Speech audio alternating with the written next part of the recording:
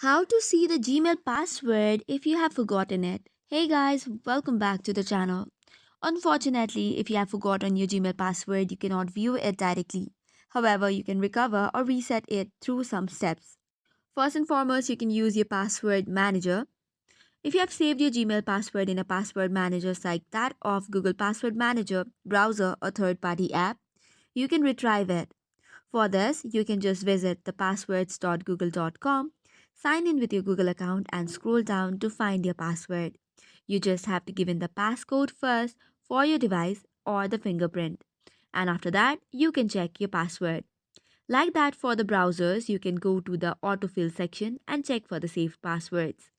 However, if it is not the case, you'll have to use the forgot password option. Go to your Gmail login page, enter your email and click on next. Tap on forgot password.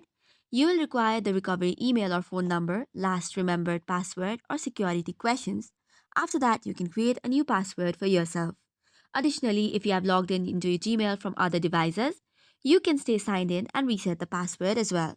So that's it for today's video. For more such contents, do not forget to hit the like and subscribe button.